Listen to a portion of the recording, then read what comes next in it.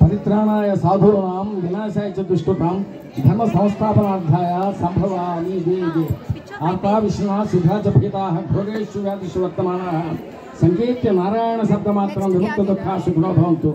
నారాయణ శబ్దమాత్రం నారాయణ నారాయణ అన్నంత మాత్రంలో అన్ని పాపాలు కూడా పోతాయని చెప్తున్నారు. అంటే నారదుడు మనకు చూపిస్తుంటాడు సినిమాలో నారాయణ నారాయణ అంటూ వస్తాడు.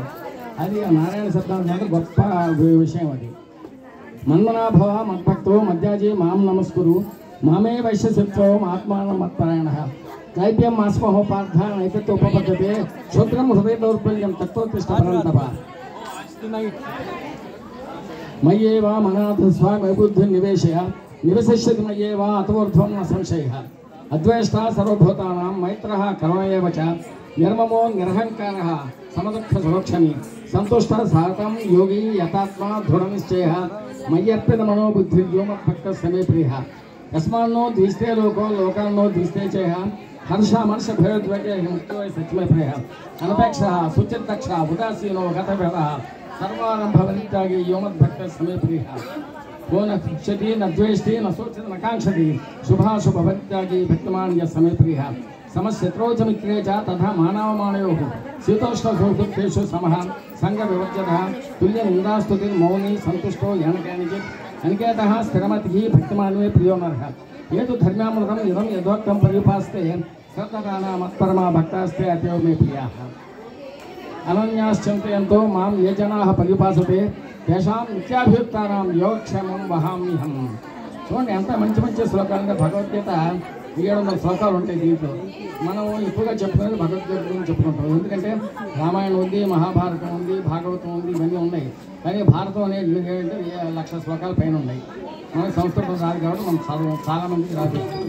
వచ్చాము రామాయణం ఉందంటే 24,000 శ్లోకాలు ఉన్నాయి. సంస్కృతం గారు కాబట్టి మనం చదవం. అలాగే భాగవతం ఉంది, అది కూడా 18,000 శ్లోకాలు. తెలుగులో పోతనామాచి, అది సంస్కృతం అంతా కూడా వ్యాస భగవానుడు గారి సృష్టి. లేకపోతే భారతం కానీ ఇవన్నీ కూడా వ్యాస భగవానుడు గారు రాశారు. సంస్కృతంలో ఉంది. సంస్కృతం మనం ఎప్పుడో వెంటబడి ఉంది, చదవము. అది చదివే అవకాశం కూడా లేదు. ఇప్పుడు ఎవరు టీచ్ చేయట్లేదు. సెకండ్ లాంగ్వేజ్ అయిపోయింది ఇప్పుడు సంస్కృతం. అక్కడ చూసినా కూడా ఎక్కువ మార్కులు వస్తాయని సంస్కృతం తీసుకుంటున్నాం అన్ని స్కూల్స్లో కూడా. ఎందుకంటే సంస్కృతం ఎక్కువ మూలపడిపోయింది. ఒక భగవద్గీత మాత్రమే మనం ఎప్పుడు తలుచుకుంటూ ఉంటాము. అదేనా కనీసం కొన్ని శ్లోకాలైనా నేర్చుకుంటే పసిపిల్లలు చిన్నపిల్లలు ఉన్నారు ఇక్కడ చాలామంది. అప్పుడప్పుడు భగవద్గీత శ్లోకాలు చదువుకుంటూ ఉంటే మంచిది అని చెప్పి పెద్దలు చెబుతున్నారు. పెద్దలు శాస్త్రకారులు చెబుతున్నారు. ఇదంతా కూడా అంటే ఏకో విష్ణు మహద్భూతం ప్రదద్భూతాన్ని అనేకశ త్రీలోకాన్ వ్యాప్య భూతాత్మ భుక్తే విశ్వభోగ ఇమం స్థలం భగవతో విష్ణు వ్యాసానికేతం పఠేతీచ్చేత్ పురుష శ్రేయ ప్రాప్తం సుఖాని చ విశ్వేశ్వరమజం దేవం జగత ప్రమోద్యం భజంతే పుష్కరాక్షం నతేయంతి పరాభవం ఓం నమైతి వాసనాద్ వాసుదేవస్య వాస్తవ్య భవనత్రయం సర్వభూత నివాసోసి వాసుదేవ నమోస్తుతే ఓం నమైతి. భూదేవి అడుగుతోంది, విష్ణుమూర్తిని అడుగుతోంది.